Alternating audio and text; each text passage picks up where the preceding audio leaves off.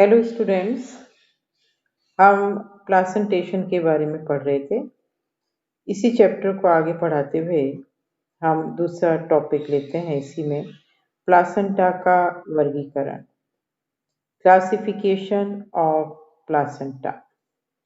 स्तनधारी प्राणियों में पाए जाने वाले प्लासेंटा को विभिन्न आधारी लक्षणों के आधार पर विभिन्न प्रकार से वर्गीकृत किया जा सकता है, जो निम्न प्रकार से हैं। पहला है रोपण के आधार पर, on the basis of implantation.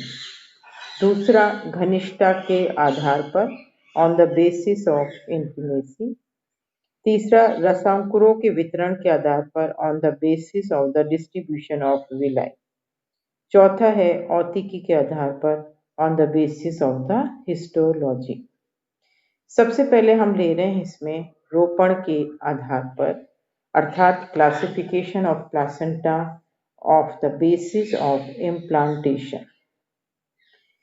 स्तनधारी प्राणियों में गर्भाशय व कोरियोनिक कोश के संबंध या रोपण के आधार पर प्लासेंटा को 3 वर्गों में वर्गीकृत और विभेदित किया जा सकता है। पहला है सतही रोपण, सुपरफिशियल इम्प्लांटेशन। इस प्रकार के प्लासेंटा में कोरियोनिक कोश का संपर्क गर्भाशय की मुख्य गुहा के स्तर से होता है, अर्थात भ्रूण माता के गर्भाशय की मुख्य गुहा में स्थित रहता है। इसकी भित्ति में धंसता नहीं है। इसे केंद्रीय रोपण और सेंट्रल इम्प्लांटेशन भी कहते हैं। इस तरह का प्लासेंटा खुरचारी व मांसाहारी प्राणियों तथा बंदरों में पाया जाता है। दूसरा प्रकार का है इसमें अकेंद्रीय रोपण। इस प्रकार के प्लासेंटा में कोरियोनिक कोश गर्भाशय की मुख्य गुहा से विकसित एक वलन या जेबनुमा गुहा में धंसा रहता है। इस तरह का प्लासेंटा चूहे, गिलहरी आदि में पाया जाता है। तीसरा है अंतराली रोपण और इंटरस्टिशियल इम्प्लांटेशन।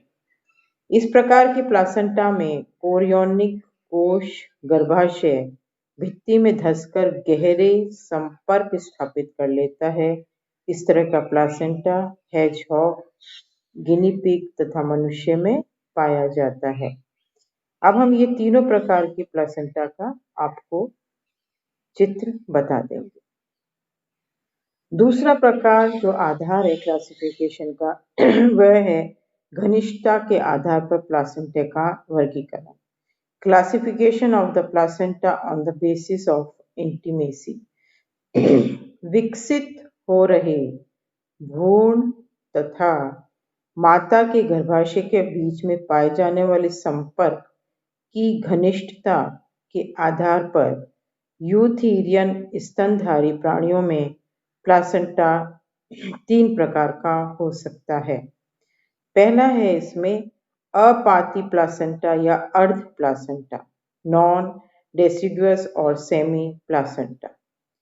इस तरह के प्लासेंटा में भ्रूण का गर्भाशय में रोपण सतही प्रकार का होता है। भ्रूणीय कोरियोन से विकसित रसांकुर गर्भाशय की भित्ति में दरारों में अधिक गहराई तक नहीं धंसी रहती है। भ्रूणीय कोरियोनिक उपकला गर्भाशयी उपकला के संपर्क में आ जाती है। शिशु जन्म के समय रसांकुर बिना क्षतिग्रस्त हुए गर्भाशयी दरारों से बाहर निकल जाते हैं और ना ही गर्भाशय की भित्ति को किसी तरह की क्षति होती है।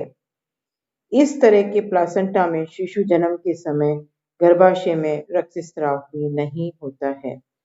इस तरह के प्लासेंटा को आपाती या अर्ध प्लासेंटा कहते हैं। इस तरह का प्लासेंटा सुअर, घोड़े, गाय, भैंस आदि प्राणियों में पाया जाता है। इस प्रकार के प्लासेंटा में भ्रूणीय रसांकुर या गर्भाशयी दरारों में घनिष्ठता नहीं पाई जाती है, अतः शिशु जन्म के समय रक्तस्राव नहीं होता है। दूसरा प्रकार है इसी में इंटीमेसी के अंदर पाथी प्लासेंटा और डेसिडुएट प्लासेंटा। इस प्रकार के प्लासेंटा में भ्रूणीय तथा मातृक ऊतकों के बीच अधिक घनिष्ठ संबंध पाए जाते हैं। भ्रूण से विकसित एलेंटोकोरियोनिक रसांकुर गर्भाशय भित्ति में अधिक गहराई में धंसे रहते हैं। गर्भाशय की भित्ति विभिन्न सीमाओं तक टूट जाती है ताकि भ्रूणीय रसांकुर की उपकला या तो मातृक संयोजी ऊतक के संपर्क में आ जाती है या मातृक रक्त में लटकी रहती है।